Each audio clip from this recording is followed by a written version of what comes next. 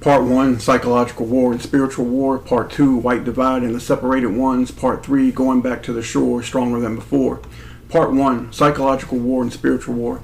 It's not difficult to deceive and control the people when the devil's children are allowed to control the flow of information and create laws which prevent people from refuting the official story and censor the people who know the truth, because the one true Father has given them the truth in the time of the big lie.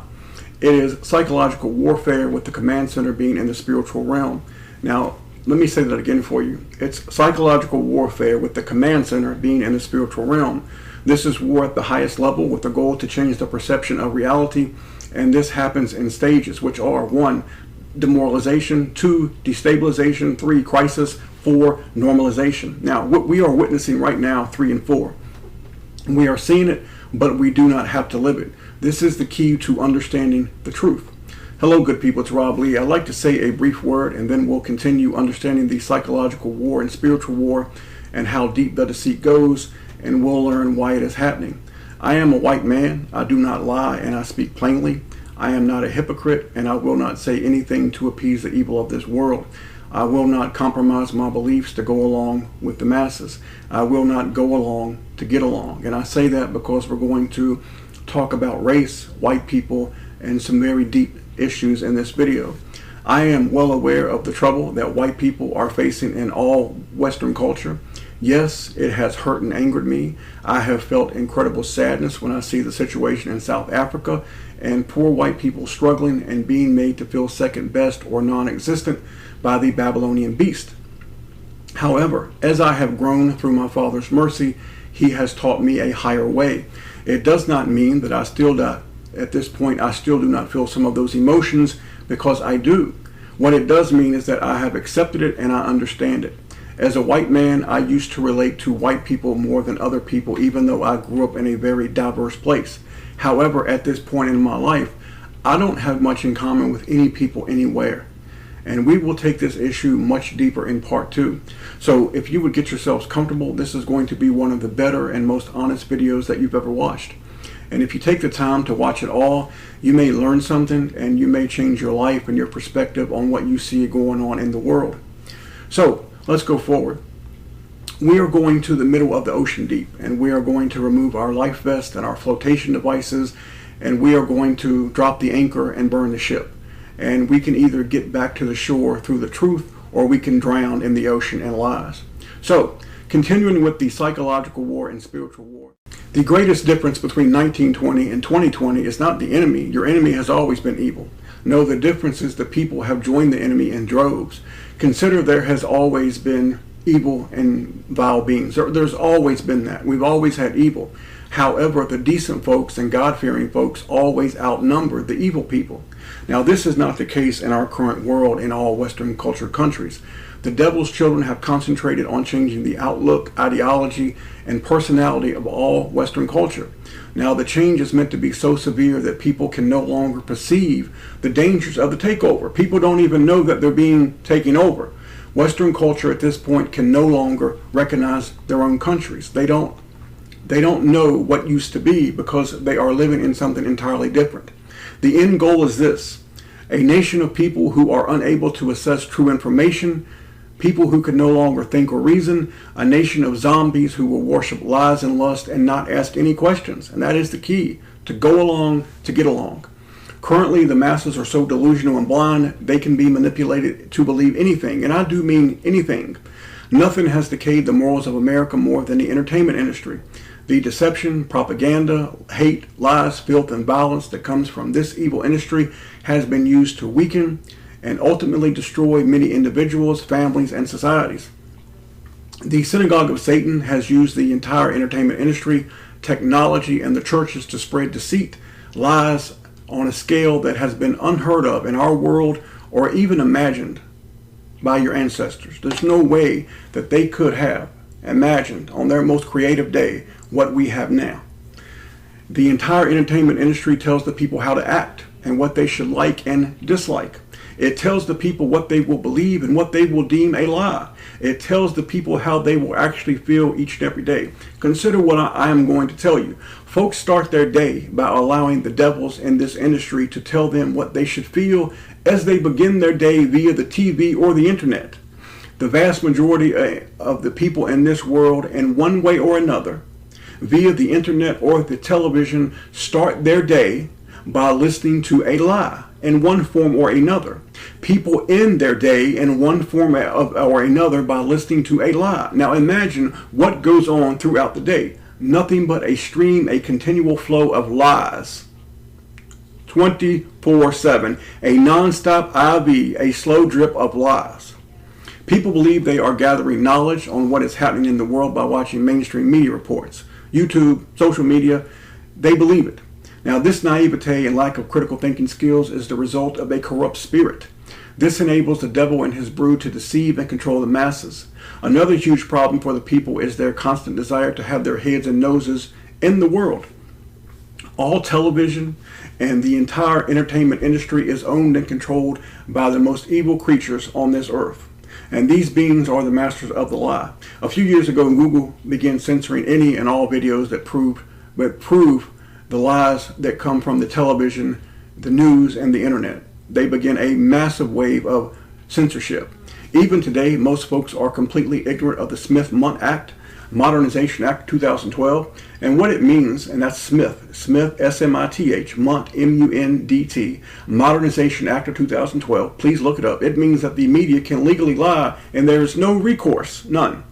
The beings behind this deceit and their agents in the field have been condemned by my Father and his Son Jesus. These beings have been condemned repeatedly. Yet, imagine we live in a world that people actually believe without any question what these condemned beings actually have to say. Now, if the one true creator shows you that the history of these beings is to lie, cheat, and steal every second of their entire lives, why would you believe anything they ever say or show you? The answer is rather simple, but to truly answer it, you must be willing to change once you know the truth. The agenda of these devils is to make you give them rent with your mind. You give them mental rent by acknowledging their lies and BS. By doing this, you are living in the flesh and you are being destroyed by the ones behind it all. Today, the people are confused by the devil's sleight of hand. One side of them wants their flesh appeased, so they seek the lies and lust of this world. The other side of them becomes offended when someone talks badly about the color of their skin. Both white and black and brown, does not matter. Consider these verses before we go to part 2.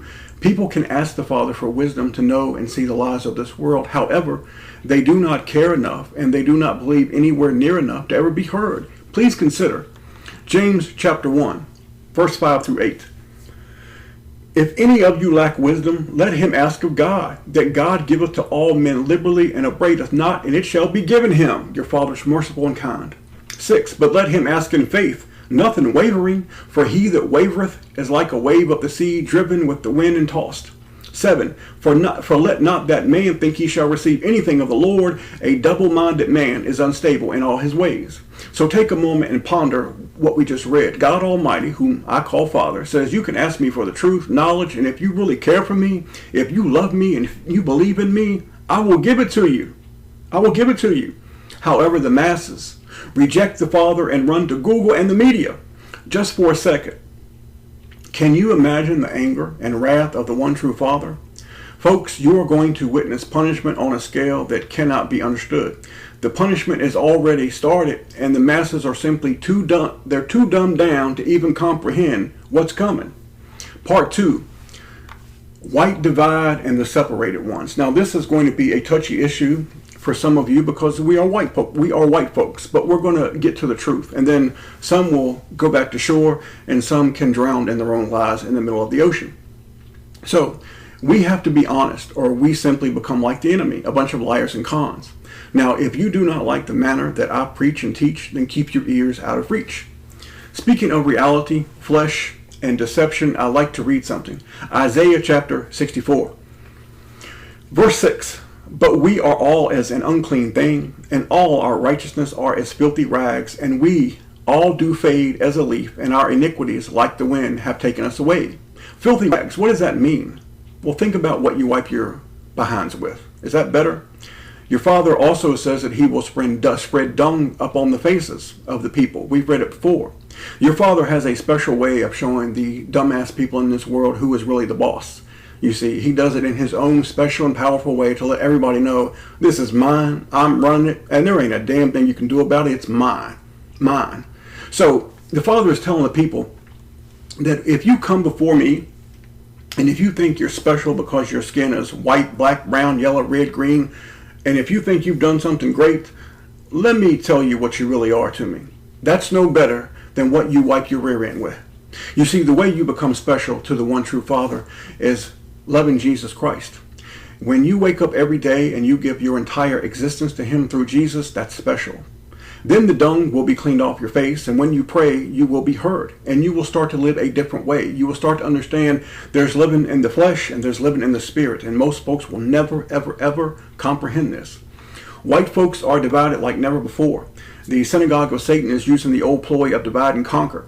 Yet it is our Father who told us to be ye separate and touch not the unclean thing, and I will accept you. So this separation is working out great for some of us. Indeed it is. I actually like it. So the synagogue of Satan has people fighting about their flesh. Yet I ask you, what do your Father and Jesus say about this? Surely they have the answer. The Almighty Father tells us to live in spirit. Is this correct? Yes, it is correct. And yet we are seemingly being drawn into a fleshly war. Is this correct? Yes, it is. Right now, all you hear people talking about is black and white, black and white. Think about the words of your Almighty Father. Is it not true that in the book of Ephesians chapter 6, the Almighty Father tells us that we fight against evil spirits in high places? And yet again, I ask you, are they leading the people right now into a fleshly war? And would a fleshly war benefit who? Your enemy. Did Jesus tell us to live for the flesh or the spirit? Did he say that we cannot please God in the flesh? Is this true? Did Jesus call those people the true worshipers, meaning there must be a whole lot of fake ones? Well, let's take a look. John chapter 4, verse 23 and 24. The words of Jesus Christ. But the hour cometh and now is when the true worshipers, underline that, shall worship the Father in spirit and in truth. Underline that. For the Father seeketh such to worship him. Verse 24. God is a spirit, and they that worship him must worship him in spirit and in truth. Your God is not a fleshly man. He is a spirit being. And when we worship him, we must worship him in spirit and in truth. So, worship in spirit and in truth. Now, as I look at the social landscape of this world, I don't see much truth at all. I do see and hear many people spreading lies.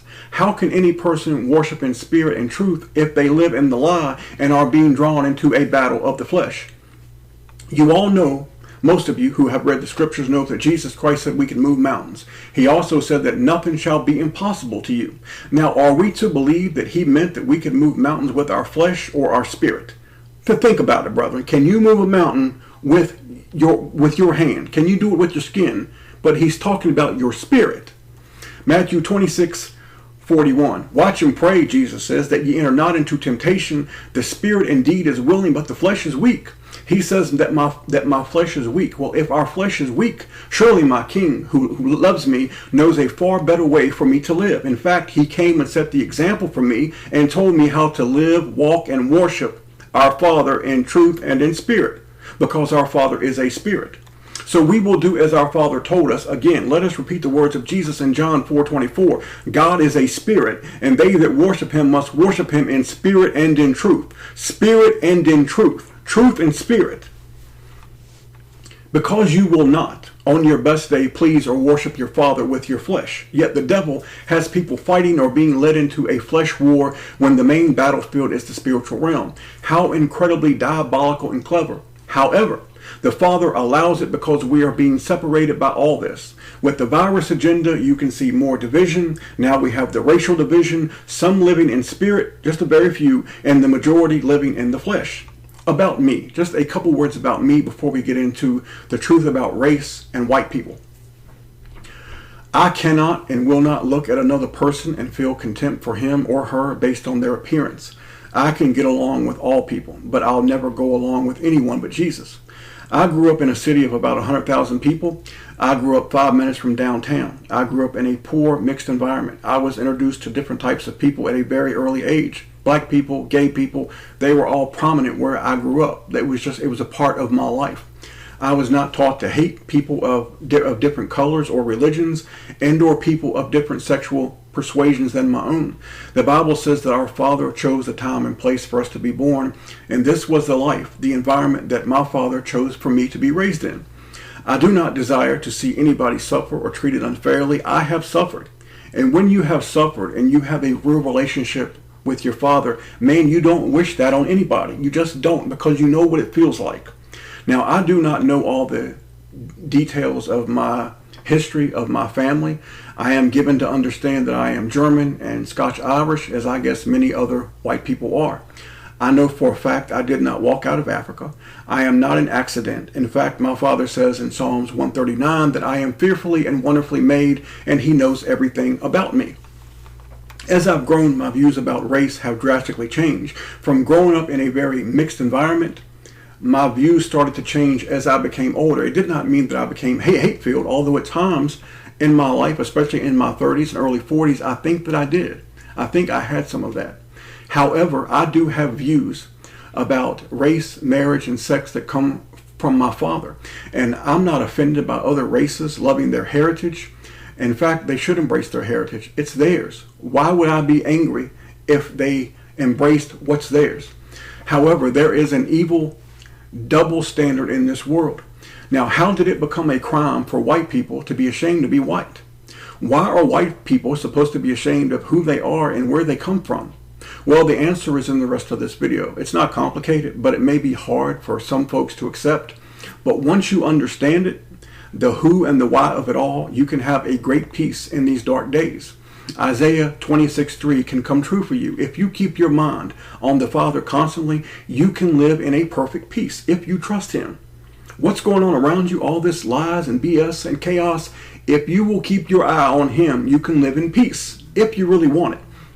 Now, before we look at the four groups that make up the divided white people, let me state a fact from the FBI about hate crimes and the Domestic Terrorism Prevention Act of 2018. Now, consider what the FBI says hate crimes are. According to the FBI, the definition of a domestic terrorist is individuals and or groups inspired by or associated with primarily U.S.-based movements that espouse extremist ideologies of a political, religious, social, racial, or environmental nature. Now, if we look at the social landscape of the world today, brethren, I see a whole lot of terrorism by lots of folks, according to the FBI, but not by me. But yet it seems to be pointed at folks like me simply for being the way God made me and believing what I do. The Domestic Terrorism Prevention Act of 2018. This was a bill that targets Christians, patriot groups, gun owners, homeschoolers, anti-vaxxers, citizen militias, and even people who simply speak out against evil. The whole idea of the Babylonian system is to make people afraid to speak out against all evil behavior. That is the agenda. All right, that's the agenda. Now, what I want us to do now, I want us to look at the four camps of white people. White people are divided up into four camps. Group one. The first group is anti-white and anti-Jesus Christ. They are open about it. They do not hide it. This first group calls themselves leftists, liberals, and Democrats. This group is also supported and joined by people from all across the racial and religious spectrum. This group is actively working to destroy all parts of history, culture, heritage, and more. They want to galvanize the world to come against all Western culture and ultimately destroy it and ruin its foundation so the devil's children can take over. Now, this starts in the entertainment industry, which is about the media, all media, folks. They are all together. There is no alternative media. I mean, stop believing such a blatant lie. Churches, religion, Hollywood, music, TV, academia, and all corporations and governments work for one agenda. Now, these people, as I said, they're open about their hate, and they are willing to hurt people. And it comes from their deep-rooted hatred for Jesus. And you may say, hold on, how does it have anything to do with Jesus? What pisses me off about many white people is that they always think that it's just about them. If you've read the scriptures, man, you know that the real hatred in this world starts with Jesus. It does not start with you. It starts with you when you follow Him. But people always want to put themselves in front of Him. Listen, man, stop. You're not that important unless you are walking with Him. You understand? Now, many people will say, well, the people in this group, aren't they white? Some of them are white, but they're not white people. What they are is tares in the wheat. They are the devil's children. Remember, not everything that our Father planted comes from our Father. Read Matthew 13. Read Matthew 15. Now, the spirit that lives in these beings is the spirit of Antichrist. Their master is the Babylonian synagogue of Satan. Group 2. The second group refer to themselves as the right. Okay? Now, in fact, they are equally, if not more, dangerous than the first group. This group may be more dangerous because they can appear to be like you and one of you. Basically, the vast majority of this group is white, but not entirely. The second group calls themselves conservatives and Republicans. However, they also like to call themselves Christian conservatives or Judeo-Christians. There is nothing, folks, remotely Jesus-like about most of these delusional people. Most of these people are your typical 501c3 churchgoers. They are nothing more than that people who gather at a building to sing the praises to the state of Israel. It has nothing to do with Jesus the Christ. They do make up the Judeo-Christianity sect. It is large and it is powerful, and it is the tool of the devil. Many of this group are also what's called the MAGA movement, Make America Great Again, although they would have no idea what it would really take to make America great again. Tens of millions of white people who have put their faith and hope in Donald Trump. So they have faith in Trump, but absolutely none in Jesus. Now, I know that some of these folks have been hurt and angry, and they have seen their cultures and their countries drastically change. I understand that. I really do. But consider this about this group, and I think this really says it all. They believe there is a culture war against them. They believe the so-called left is trying to destroy their way of life. Well, there is truth to this. However, the same devils that the vast majority of that white America supports, known as the six-pointed star, are the ones who are actively seeking their own demise. So the people that they support are trying to kill them, but they point the finger at somebody else. Amazing how that works, isn't it? In addition, going one step further, they cannot and will not understand, because they are blinded on purpose, that it is God Almighty. It is the Almighty Father who is laying the wood to their asses, and He's just getting started. One of the biggest problems that white people face is that they cannot distinguish between their heritage, culture, and their sin against the Father. It is amazing and sickening that white people will support and exalt the same devils who have and are trying to destroy them right to their face, but they give Jesus very little, and in most cases they give Him nothing, but they give the six-pointed star or all of their devotion. Now, what do you think is going to come from this? Exactly what you are getting, and you will see it get worse and worse. The third group is tiny in comparison to the first two groups. The third group is people from Western culture who call themselves Christian identity and kingdom identity. And I reference this group because I have had some issues with them. I have studied some of their beliefs, some of their doctrine. They believe that all white people are the chosen people of God except for the Jews, and that nobody else has the opportunity to be the Father's child or called by Jesus. Now, this group uses the premise that the original Israelites were white, which is absolutely correct. However, after that, this group goes down a dark road of twisted doctrine and outright lies. They say the Bible has been altered so much, their leaders have rewritten it to fit their own agenda. This group is entirely white, and I reference this group again because some of them come to the channel. They don't seem to like me, and I loathe their lies and BS. Their leaders are agents of Babylon. And just like group 2, these people are blinded. They love their flesh, and they are really filled with a lot of hate, but they will not look in the mirror. Now, what we're going to do now, folks, is that we're going to go to group 4. This is the last group. This is a tiny group of people all over the earth, and they are very tiny. Now, this group consists of people everywhere, but especially Western culture who are deeply devoted to Jesus. They may be in Sweden, the United Kingdom. They may be in Texas. They may be in Florida, Oklahoma, California, Washington State, Virginia, West Virginia, Ohio, New York. They're everywhere. They're just spread out all over the earth. Now, this little group is been called by your Father. They are a little group of nobodies. They are shunned by the world, and all the other groups do not like them either. They want nothing to do with them. In fact, this little group, most of them have been shunned by their own families, friends, and even the churches. Of course, the churches. Now, I am a part of this little humble group, and I am honored to be a part of it. Now, these people come from all lifestyles, and they have one thing in common that joins them. They truly love Jesus the Christ. And again, they come from all over the earth. from Brazil to the Philippines to North America to the UK to Russia. They're everywhere. Now, these people try hard not to hate their fellow man. They understand that many people in this world are just that. They're of this world. And many folks have not been called to the truth. These people try to stay away from the synagogue of Satan's theater, and they have been called by the one true Father to a higher purpose. These folks have learned and are learning to live in the Spirit and avoid living in the flesh. For it is the flesh, brethren, that desires the lust and the lies of this world. This group is the flock of Jesus. This group hears the words of their shepherd, and they follow him wherever he goes, always.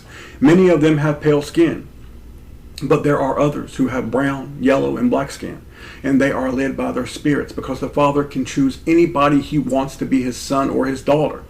And as we draw closer to the last day, this little group will become stronger and prepare for their final fate. Now, if we read John chapter 10, verses 14 through 16, maybe it will mean more to you, just a little bit more now than it did before. John chapter 10, verse 14 through 16.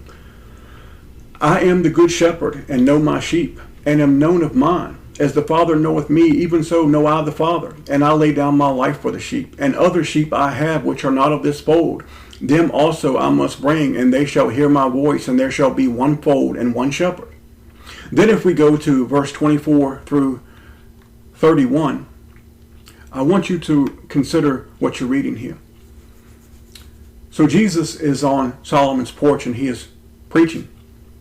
Then came the Jews round about him and said unto him, How long dost thou make us doubt? If thou be the Christ, tell us plainly.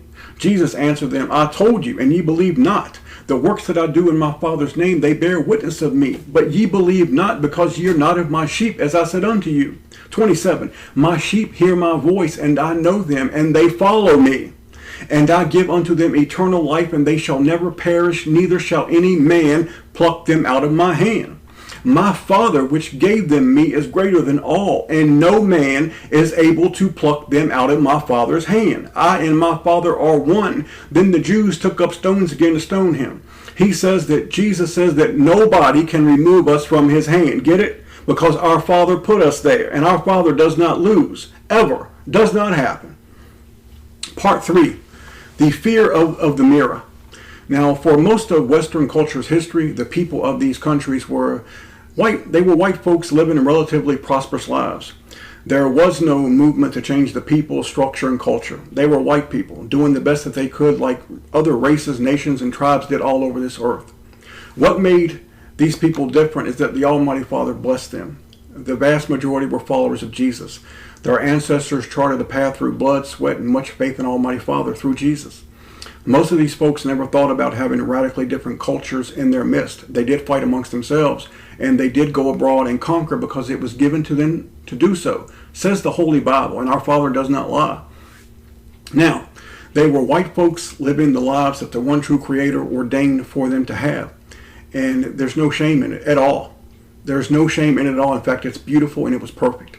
Now, how is it that we got to this point if that's what the Father gave to these people? All right. Well, let's look, shall we? I told you earlier in the video that we would look back at 1963 and 1965. Now, these are key years with key events in your history, and I'd like to take you back in time and show you something as we close this video. So let's go back to 1963, but before that, let's just look at 1965. I want you to think about something. In 1965, New York Senator Jacob Javits enacted a bill entitled Open the Borders, which said let's bring 500,000 immigrants a year for 20 years to the United States. Now, Senator Javits did this because the timing was right. It was at the height of the Vietnam War, and the social upheaval in this country was rampant. However, the key to understand this bill and why it actually happened is 2 years earlier. On June 17th, 1963, all prayer was removed from schools. Think about that. No longer could our children worship and praise Jesus Christ in school. This was the, listen to me, 6/17/1963. 6/17/1963. If you add those numbers up individually, you get a 33. 33. Do you think that is a coincidence? Not hardly, for those who know what that number means.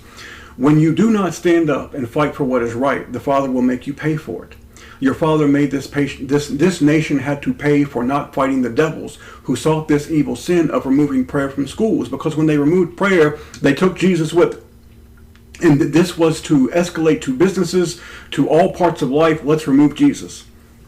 Now, do we believe that our Father, punished those who stood up and fought for prayer to stay in school, along with the people that said, we don't really care, or it's okay, let's just go along to get along?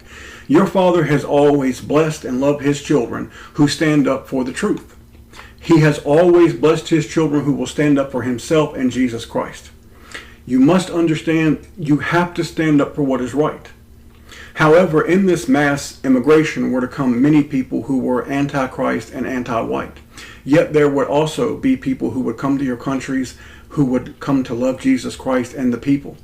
Now, your Father will always bring good with the bad. This is how your Father works. So you see how your Father works. When you reject him and you reject the precious gift that he gave you in Jesus Christ, the enemy will have its way. When you put the Father and Jesus Christ first, you will be blessed as a nation and individuals. The key to this all is doing right by the Father and Jesus 24/7. Your devotion must be full time. A friend told me the other day, Rob, have you heard about them going after the statues of Jesus? I said, no, this is new to me. I try not to pay any attention to the devil's theater. However, I would speculate that white America is angry because they are tearing down the statues of Jesus, which is incredibly hypocritical of them. They could care less about Jesus. You see, it goes back to their flesh. However, let me say this. Let the statues come down. Good. It is idol worship. It is the second commandment of the 10 commandments. It is a sin to make these images and to worship them. It does not matter if it is Catholicism with its Jesus idols, crosses, statues of popes and so-called saints, or Mary, or if it's a general in this war or that war or any so-called hero. It is a sin, folks, to worship a statue and to create these idols and these statues. Yet I want you to think about something. Open up your eyes and see how your Father is working. Punishment time is here, people. And you must live in the Spirit, and you must understand what it means.